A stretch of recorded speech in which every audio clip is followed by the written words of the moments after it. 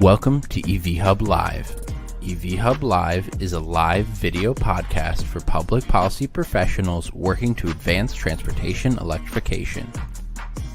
EV Hub Live is recorded live, so to tune in and ask questions or check the schedule, please visit atlasevhub.com/live.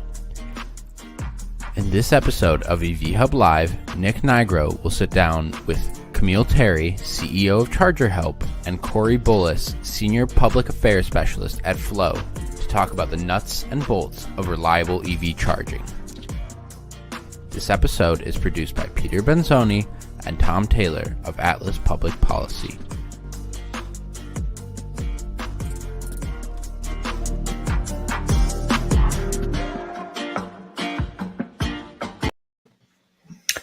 Hey, thanks a lot, Peter. As always, welcome back to EV Hub Live. I'm your host, Nick Nigro. I'm joined today by two experts in one of the most emergingly important topics of charging deployment in EV land, and that is the reliability of these charging stations. We're going to get into all the details, jumping right to Kameale right away. Kameale has started a wonderful company called ChargerHelp. And so she's going to provide the background for all of us on what do we mean by reliability. Can you break it down for us, Kameale? Sure. So super simple, reliability means when a driver goes on site, number one, the station is working. And number two, the utility or the network provider or whoever is involved in receiving the data can receive that data. Basically, people want stuff to work. That means that the station is reliable. I could chat a little bit more of some of the things we've seen, Nick, or let me know what's up. Tell us about what makes a station reliable from a consumer's perspective. Of course, if you plug it in, that's great and everything. But what if it's not delivering the amount of power that's on the nameplate? That kind of stuff. That's the scope of reliability. I think is pretty complex. Sure. So I could just talk a little bit about some of the things that we've seen from our service reports. We have customers oftentimes where they have a network, and on their network, the station shows as available. We also hear this from car OEMs as well, where their cars will direct them to stations that show as available, meaning that it works. And then once you actually get to the site, the station may, maybe there's an iced, there's a vehicle in front of the station. Yeah. Or maybe the connector is cut.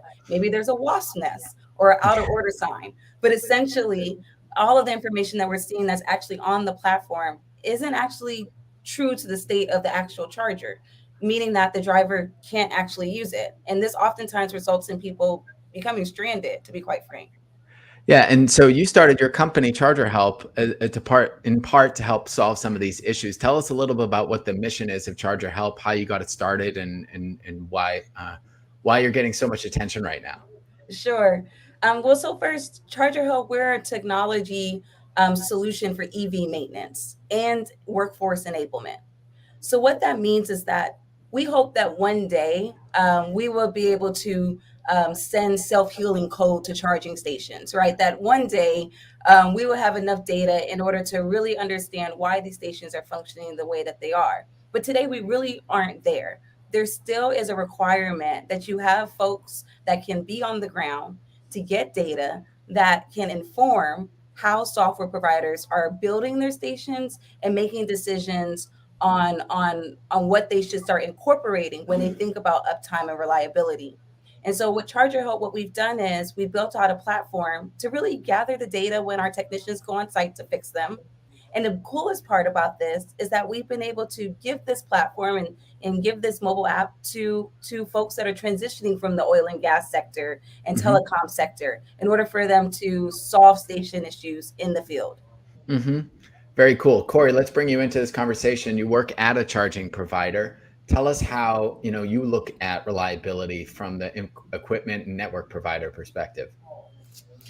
Sure, happy to, Nick. And there's really kind of a few elements that go into this, right? And there's kind of the design of the station itself, and then there's kind of just general network operations, deployment of technicians to service chargers. On the design side, one of the things Flow has led with in its creation or manufacturing of charging stations is we use really rugged hardware. A lot of our hardware is made of aluminum casing. This is to basically help the charger weather the elements, weather abuse and vandalism. But we're a Canadian company, right? And so that means our chargers have to survive very harsh Canadian winters. And so that was part of the logic, at least initially, around some of these more durable components and pieces to weather these types of situations.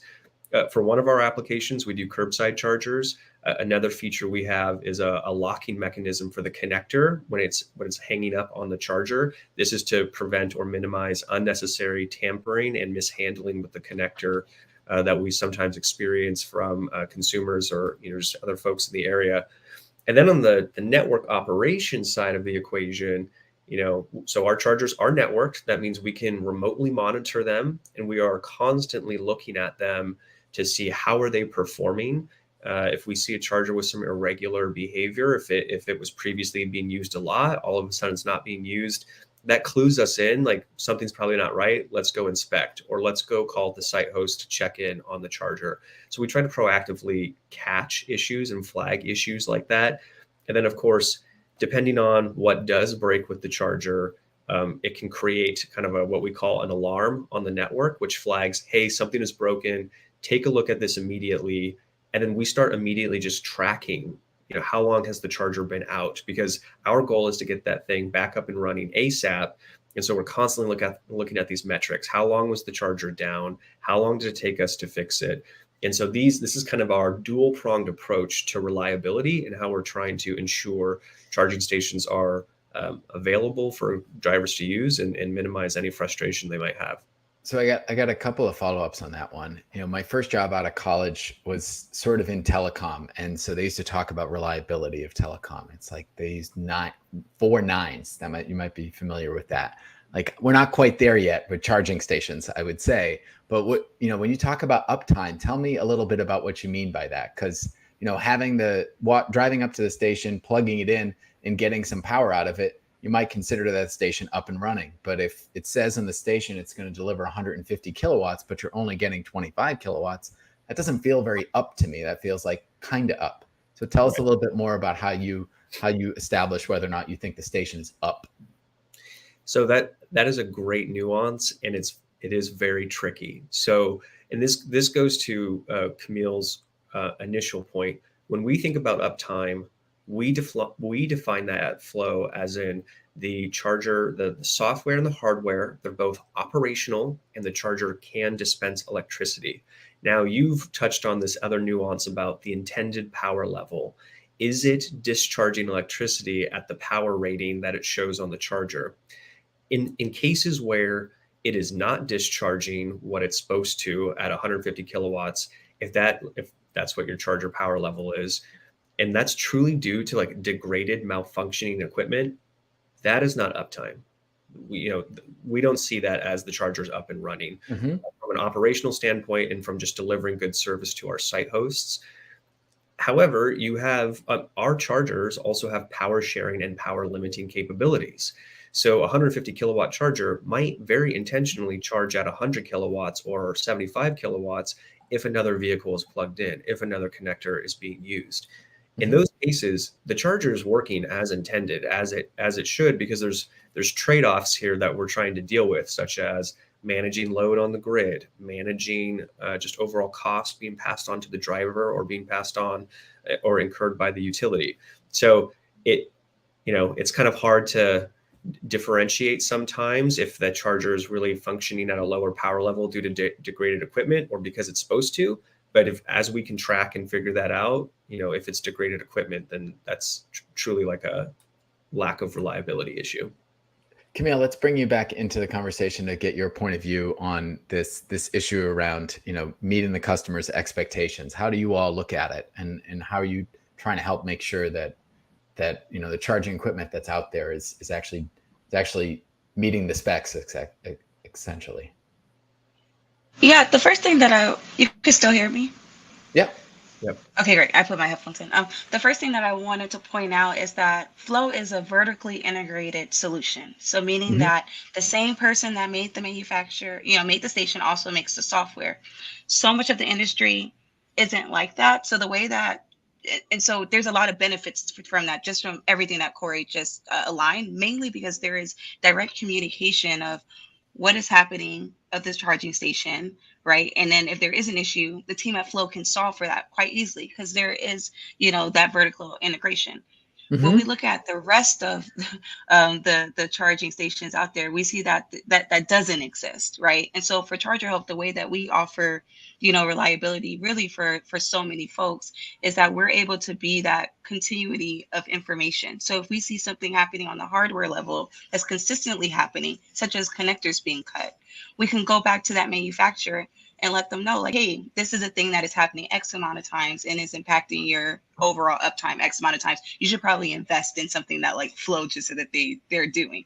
But when we think about just like the power dispense and the differentiation between the two, I think that number one, Charger, we don't have all the answers. What we know is that we can collect data in order to bubble up issues to see how often does that happen, right? Because as of today, so many of the holes that I see is that we live on so many things that are qualitative and not quantitative when it comes to reliability. And what we're trying to do at ChargerHelp is to be able to say, hey, here's the data. You should probably invest in figuring this out because it's impacting this amount of customers. So that's how ChargerHelp will see as, participating and being helpful, pun intended, with the issue that you brought up. Yeah, I love it. The data that your talk of data is music to my ears. It's hard to measure whether or not something's working if you can't actually measure it. So Cory, Kameale's saying y'all are vertically integrated. What about if a charging station goes down? If you're operating in Canada, as you said, you're also operating in the United States. Do you all just have technicians on call and on the ready to head out to a site if something's wrong? How does that work? Yeah, so first things first, we try to do remote diagnostics. That's the benefit of a networked charging station in the first place. The majority of our issues can actually be fixed remotely. Sometimes it requires quickly resetting the charger or something else that you can handle through the network or through the software. Now, if you can't fix that, then we will deploy on-site technicians. And so we do have technicians regionally deployed where we have our deployments. We have a higher concentration in Canada, of course, because we have a larger share of chargers there. But that is kind of the model that we use when it comes to building out these deployments across the U.S. is making sure there is somebody nearby who can fix the charger, whether they're in-house or if it's a third-party contractor. And Kameale, from your experience so far, what are your folks telling you that is top of mind or biggest issues facing charging reliability right now? Cory's saying a lot of times they can just reboot the thing, and it's back up and running. What about you all? Yeah, sure. And we actually work with Flow, who uses us in New York, with Con Edison. So we do support some of their stations there. So I don't even have to show what people are telling us. I have the data. So from last year, out of the 2,000 or so work orders that we did, we actually saw that 43% of the issues were communication issues. So the interesting thing about that is that means that you cannot communicate to the station, meaning that you can't send any type of diagnostic or any type of help. And that's usually where we're called out. And then the other bulk of issues are actually parts issues. And most of the things that we swap out were actually motherboards and controllers. And so we see that comms is a big issue. We see that motherboards and even sourcing motherboards continues to be a pretty large issue. And then the things that trickle down after there is definitely software. There's about 7 different failure points that can happen in the EV charging ecosystem, right? So that means that you can have a failure point on the software itself, the hardware, the payment system. If it's not directly integrated, you have an issue from the cloud, even the car. That's some of the things that we've seen happen. So sometimes it's not even the network provider. It may be that the car is not properly being able to exchange certificates with the charging station. And so therefore you have a failure there. So there's a lot of opportunities for failures, but those are the ones that, we've been able to aggregate and actually have some data behind. I'd love to share a data point on this that backs up what Kameale was touching on. And maybe you guys are already aware of this, but there was a UC Berkeley study just came out last week or two, so it's pretty fresh, that did a very robust, quantified reliability study of DC fast chargers in the Bay Area.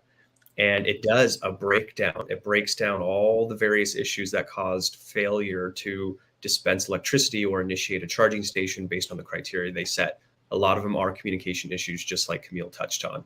Not to say that those are the only issues, but I think it reinforces the point of the complexity here with charging station reliability when you integrate these communication aspects. When you're saying comms, you mean comms between the charger in the car, or the charger in the network, or just in general? Oftentimes, it's going to be the charger and the network, because what they're identifying is what we've seen, right? Is when a station shows is available and it's not really available. That's a comms issue, right? Or if you're trying to send a reset code and it won't take the reset code, that's a comms issue. Yeah, I think one of the issues detailed was the screens, the faces of the chargers will say that it'll be like a blank screen, or it'll say communication error, or it'll say like charger unavailable, things like that. Yeah, I'll say I've always kind of said to folks when they talk about charging stations, it's not that complicated. It's just a plug, and it's just delivering electricity. We should be pretty good at that at this point. I'm realizing now there are a lot more facets to this than I give credit to the industry. So I got to really watch my tongue on this moving forward. So speaking of moving forward, we're about to, as a country, we're about to invest many billions of dollars into charging stations through the federal government and the new infrastructure law that was enacted. Specifically, a program called the National Electric Vehicle Infrastructure Program, NEVI, for those of us in the know. It's $5 billion. They have a requirement in there that's a little vague right now. Guidance came out in February. They're going to issue some more guidance in May. They'll probably touch on this a little bit more, but it says 97% reliability at the station level. So what does that mean to you exactly? Kameale, what does 97% reliability mean to you? Or what should it mean? I should also. What should it? Yeah. I mean, for ChargerHelp, where we're moving towards is that we'll be able to guarantee 97% uptime if you utilize the ChargerHelp field service, platform. So that's what we're excited about. Okay. What does it actually entail? I think that, this is something that we've been working through, because there are limitations to network providers, right? And there are some things that folks cannot control. However, if the point of deploying infrastructure is to ensure that stations are being utilized, there is opportunity for us to figure out, if we're not there today, what do we need to do in order to get there? And so for me, it means that, one, let's lean on the industry, like network providers and manufacturers who have been doing this for a while, to figure out what can you measure today. And let's understand what we can't measure today and be very, honest about that. And then figure out who's responsible, right? Should the government be responsible for vandalism? Like, should a network provider be responsible for vandalism? Or, if the power goes out for the whole area, like, who should be responsible for that?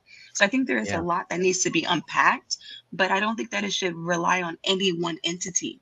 We are switching to an entire new fueling source, and it has to be all hands on deck. Cory, how are you all looking at these guidance from US DOT on this program?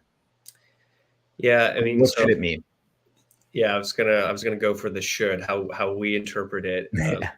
Sure. So first off, setting a 97% reliability standard, and we think of reliability in terms of uptime here. So maybe that changes depending on how the second set of guidance comes out next month. But for us, we feel like 97% uptime is how that reads, which is amazing. I think this is amazing precedent set by the federal government for the largest investment in our industry in history. So we appreciate kind of setting that North Star. We really look at that as it should apply to the individual charger level. We know some folks talk about, well, that should be a site level reliability standard. We are trying to approach reliability while allowing some flexibility to providers like us. We want, to really focus on the driver's interests, right? We want to support a driver-centric policy. So individual charger reliability is important. If you start aggregating at the site level, we feel like that could allow some higher performing chargers to mask lower performing chargers. And then, that ultimately devalues some of the investment that's being made here. So I think it's a great start, to be absolutely clear. I think there's definitely some room for clarification to really make sure that we are setting a strong, stringent standard in support of drivers. And Cory, you wrote a blog post about reliability as it relates to equity. Tell us more about what you mean by that. Yeah, so it's kind of this nuanced, somewhat overlooked issue. I mean, everyone right now is so focused on just get the chargers out there, get them out there, get them out there, deploy them, install them. We need dots on the map. And what we have been saying jointly with ChargerHelp is it's not just about dots on the map. It means also the dots on the map need to work very well. And some analyses have already shown, and I mean, it states and proves what I think everyone already knows is underserved communities also are the ones that are not getting as many chargers. There's less charger density in these communities. Mm-hmm. We are also then taking that conversation one step further to say you have to make sure not just that chargers are equitably deployed, but that they are equitably maintained across communities.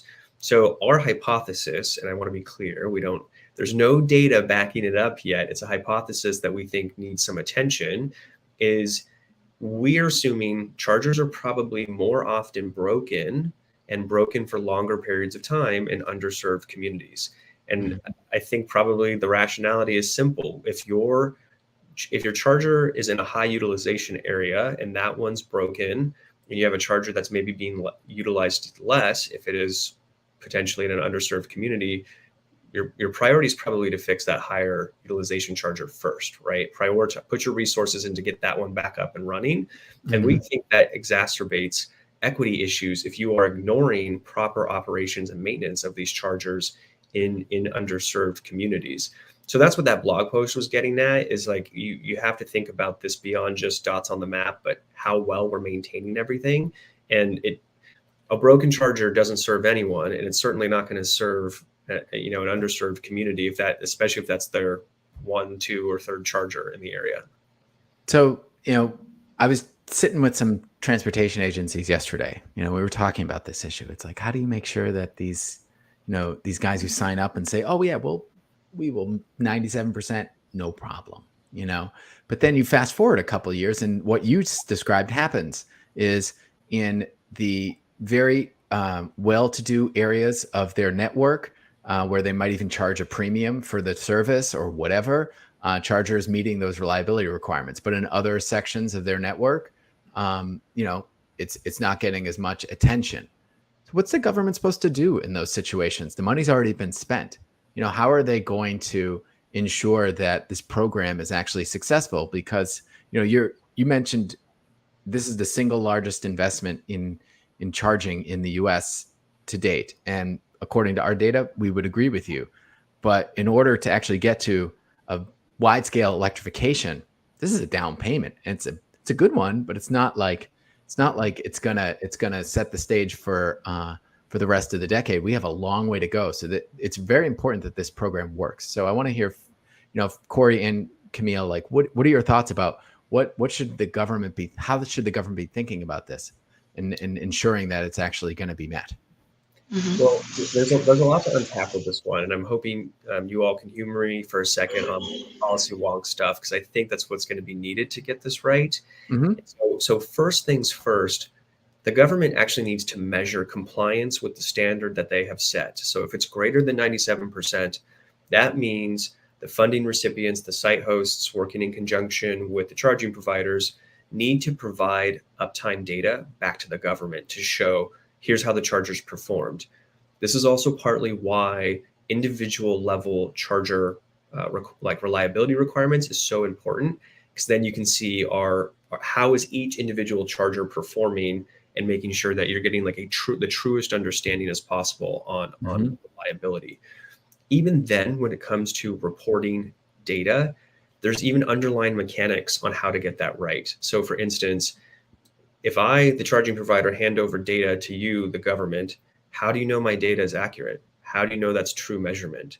And so this requires that the government uses a standardized reporting formula, that they carefully tailor that so that you're not getting all these exemptions on how you calculate uptime. And, it could even also involve some level of third-party, I don't want to scare anyone, but third-party auditing or, evaluation and measurement of this data periodically.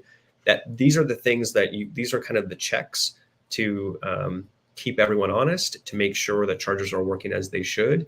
And then in the event that somebody's not compliant, I mean, this also scares folks, right? But this funding is coming out in rounds. It's not all in one go, right? This is a 5-year investment. It's going to be an iterative process. And if people are not performing to the standard promised, somehow, some way, and there's different ways you could do it, that should be factored into the second round of applications or the third round when you're handing out money. Kameale, what's your take on that one? For us, we absolutely believe that the funding has to be separated from installation. And that may mean that less charging stations are installed.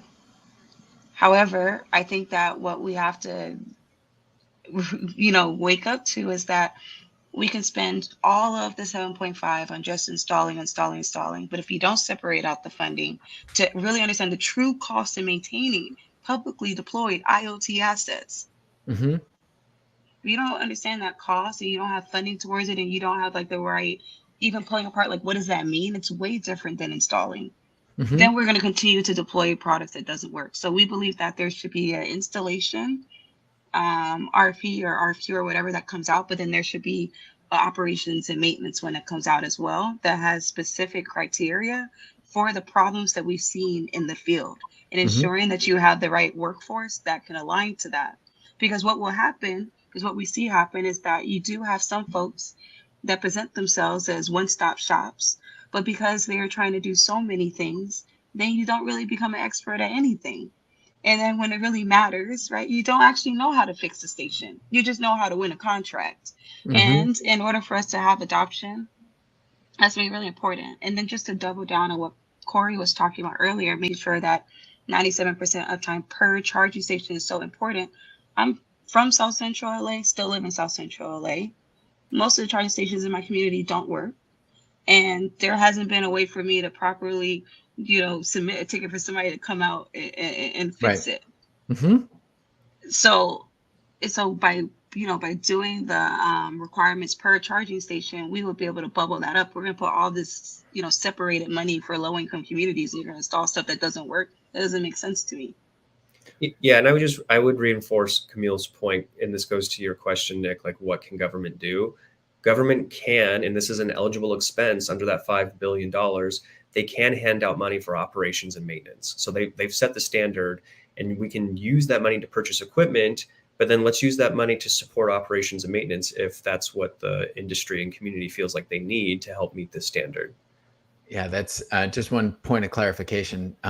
There's like a $5 billion pot that's dedicated, that's going to transportation agencies, state DOTs. That's the NEVI program. And then $2.5 billion is going to be sort of discretionary funds administered by US DOT. So Kameale was saying 7.5. That's both those two together. I'm sure the EV industry wants that 2.5 all to go to EVs. It technically could go, some of it could go to other fuels. We'll see. But yeah, as far as I know, that all those funds could all go towards O&M, which, as Kameale and Cory are both saying, there's an important role to make sure that, once you get the equipment in the ground, that it's actually working out into the future. And one way of doing that is tying some funding to that. So I think a very interesting idea. So Kameale, you're saying where you are in LA, the equipment's not working very well. So what kind of equipment is it? And what's been your experience so far in terms of overall reliability? Is it the fast chargers, which, it's more power, so more power electronics, more potentially other goodies in that equipment, or are the L2 stations the ones that are breaking down more, the simpler ones, the less expensive ones? So, well, in my community, we just have level 2s, and kind of like what Cory was talking about earlier, a lot of the stations crack after time because it's made out of plastic. So there is a station down the street from my house that's on a lamppost. And it's been cracked for a while, and it's not because it's been vandalized. Like, I've worked on these type of stations before, and if you screw in the back too tight, it splinters, and then over time it just wears and just literally cracks. And I've sent these pictures to this specific utility to come out and fix it multiple times, and no one has come. It's still there. Anyways, but on a larger scale, where we see most of the work is DC fast chargers, mainly because a DC fast charger can have over 100 components. There's a lot of stuff in those boxes. You are starting to see DC fast chargers switched to what a lot of the level 2 folks are doing now, which are they have modular units.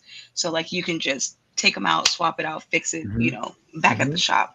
With DC fast chargers, we sometimes may go and swap out 3 or 4 parts before we can even figure out what part actually failed. And the good thing with ChargerHelp is that we're aggregating that data. So over time, we won't have to swap out 3 or 4 parts. But the DC fast chargers is the most expensive, mainly because there isn't any direct information on what's failing, why it's failing. And so sometimes when you're working with a manufacturer, they're guessing. But we're getting to a place where we don't have to guess. We're like, okay, no, this error code equals to this part. But that's because we've been able to aggregate the data.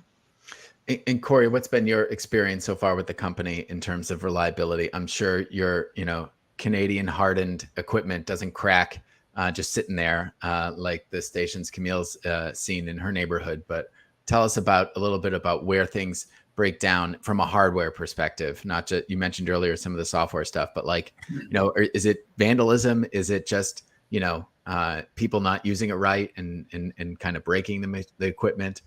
Tell us about where you're seeing failure points.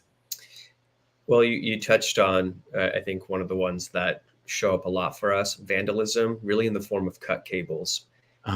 In some areas, some regions, that is the number one problem bringing down some of our chargers. And it is very difficult to deal with. I mean, this is part of the reason why with our curbside chargers, we developed a locking mechanism for the connector, the gun, when it's hanging in the chargers to help mitigate or defend against issues like that. But, cut cables is an industry-wide issue that everyone is grappling with. And so it's a pretty common one. And I would say beyond that, especially what I'm hearing and seeing is, perhaps this is stating the obvious, but DC fast chargers can be much more complicated reliability-wise compared to level 2. And so the nerd in me just has to ask, do you guys have a sensor on your equipment that basically says cable cut? No, this is our problem. Does that exist on your equipment right now? Not inside the cable itself. No. Yeah. So if the cable gets cut right now, that doesn't automatically trigger an alarm. Usually the way we figure all this out is driver reports it, site host reports it, and/or we do our proactive monitoring, or if we catch it through in-field inspections. And so while that's, perhaps some will argue that is not a perfect strategy, it is the current strategy, because I think my folks have looked into having sensors in the cable, and there's a certain challenges related to that has not made it easy. Yeah, I hear you. Kameale, go ahead. Yeah, I was just saying, but to Cory, the cool thing about this, right, is that there can one day be a sensor, right? And the reason why Cory's team would even look at it is because they have a real eye on what is the largest problem. And I think like that is the opportunity for us to move forward. I like to offer people hope. I'm like, yes, it's all horrible. However, the more that we aggregate data, the more that we understand what does it take to publicly deploy IoT assets, we can start building better things. We have good engineers. We have good people. We just need to know what is important to build. So I think that is like the silver lining of this all. And the last piece that I'll say is that, we want to have smart cities. The things that we're experiencing today with EV charging stations and having smart devices publicly deployed, we're going to learn from this so we can truly have smart cities. So it's a great opportunity for us to learn on what it takes to actually deploy these things that are coming for the future. Yeah, I love the connection to other smart infrastructure that folks have wanted to put into the field. There's going to be a lot of lessons learned, like as you said. I love the optimism too, but let's wrap with some risks, because there's a lot of money on the table, and the risk of success or failure is unclear right now to a lot of folks. There are going to be a lot of people who are new to this space that are coming into it. So Kameale, we'll start with you. What are the biggest risks you see if we don't get this right? Listen, we will not have EV adoption. I talk to car OEMs often, and they tell me, I'm tired of routing my customer who just bought a $40,000, sometimes $250,000 car to a station that doesn't work and they get stranded at. And these car OEMs, they've made these commitments, but if it gets bad and we as an industry can't figure it out, will they go back on their commitments? right? Because what I know for sure is that I don't know any friend that has a gas powered car that has been stranded at a gas station because the gas station ran out of gas. I just haven't had, that just hasn't been a thing. So if Yeah. we want to have mass EV adoption, we have to ensure that we have a reliable infrastructure and we're doing the things to make that happen. Cory, what do you see? Big risks. Well, I mean, Kameale touched on one of the most important ones, so I'll go in a different direction. If we don't get this right, we risk the $5 billion, some or all of it, being a giant political boondoggle of wasted money. And for those of you who know a little bit of history, that when the Obama administration created investments in clean energy in the 2009 or was it 2010 stimulus package, there was a solar company, Solyndra, I believe, that went under, and Republicans used that as a bludgeon against Democrats for why would we ever waste taxpayer dollars to invest in this technology again? Let's learn from that history. Let's not go that way, and so that people can see like this, every single penny that we put into this was worth it from a consumer perspective, a climate perspective, but also a jobs perspective because we're giving rise to a new industry.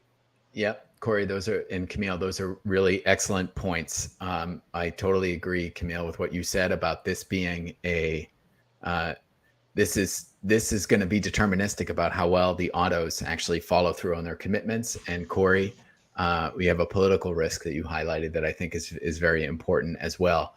I was working in this field back in those days, and some charging companies got stood up as part of those investments from the stimulus package.